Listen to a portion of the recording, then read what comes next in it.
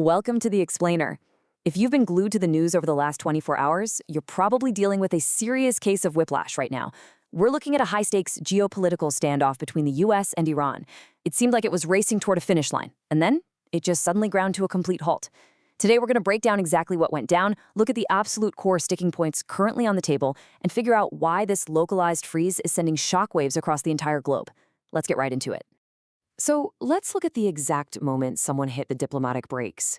Just hours ago, the whole tone coming out of the US administration completely flipped. President Trump explicitly said he told his team, quote, not to rush into a deal, and he justified it by saying time is on our side. Now, this totally reset expectations everywhere. Heading into the weekend, the international community genuinely thought a resolution was practically a done deal, but this one statement, it completely changed the temperature in the room. And it just goes to show you how ridiculously fast geopolitical realities can shift. I mean, literally 24 hours ago, reporters in Washington were buzzing with optimism. People genuinely believed we'd see ink on paper by Sunday. But today, the White House is projecting a massive amount of caution. Officials are making it crystal clear that there are still some major, critical areas left to hammer out. They're not saying a deal won't happen, but they're absolutely pumping the brakes, telling reporters we might be looking at days before anything is actually locked in. So what's causing the holdup? Let's look at the specific demands. Section 1. The nuclear sticking point. The first deal breaker. Right now, dismantling these sites is being treated as an absolute red line. According to reports, Israeli Prime Minister Benjamin Netanyahu and U.S. President Donald Trump had a call late Saturday, and both leaders agreed on this exact phrasing. They're insisting that any potential deal with Tehran absolutely has to include the complete dismantling of Iran's nuclear enrichment sites. Notice the word choice there. This isn't just about pausing operations. The language they're using is about tearing the infrastructure down entirely. From the U.S. and Israeli perspective, there is simply no deal without this condition being met. To back this up, the U.S. is pointing straight to the NPT, the Nuclear Non-Proliferation Treaty, basically the cornerstone international agreement for global nuclear tech. The U.S. State Department just put out a statement saying they deeply regret the lack of consensus at the 2026 NPT review conference, and they took a really sharp shot at what they called Iran's continued non-compliance with the required safeguards.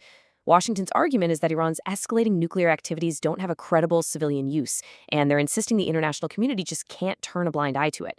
So that's the foundation of their hardline stance on dismantling those sites. Section 2. The Hormuz blockade. The economic chokehold. But look, the nuclear issue is really only half the battle. If we pivot from non-proliferation over to international trade, we hit this massive economic chokehold. When everyone was super optimistic about a Sunday deal, global markets were practically holding their breath, expecting the Strait of Hormuz, which is a huge artery for global energy, to finally reopen. But nope. Instead, President Trump made it unequivocally clear that the U.S. blockade is going to remain in, quote, full force in effect. And here's the kicker. The U.S. is refusing to ease up until a deal is officially certified and signed.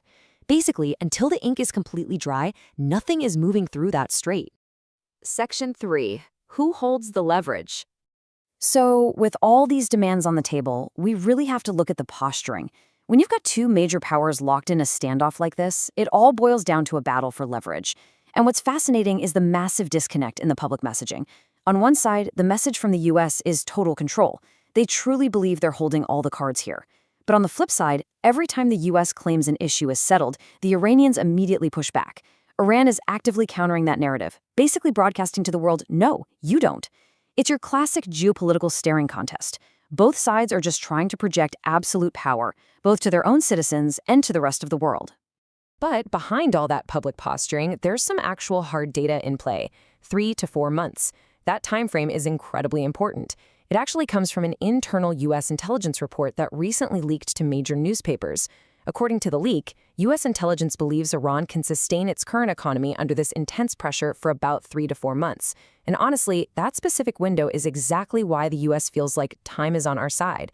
Their whole operating assumption right now is that they can literally just run out the clock until the economic squeeze becomes completely unsustainable for Tehran. Section 4. The global economic stakes. Here's the catch, though. That strategy totally relies on the rest of the world actually being able to wait out the clock with them. And you might be wondering, why does this localized freeze actually matter to my wallet? Well, when you mix massive uncertainty with a blockade on a major shipping route, global oil prices start tumbling, purely out of market fear. The longer the Strait of Hormuz is restricted, the more damage it does to global economic growth. Just look at the immediate fallout. Brent crude futures took a sharp hit, dropping almost $5 down to $98.90 a barrel. That's a 4.48% drop. And U.S. West Texas Intermediate fell even harder, dropping 4.58% to hit $92.18 a barrel. The market is aggressively pricing in the reality that this standoff might not be a matter of days anymore, it could be months.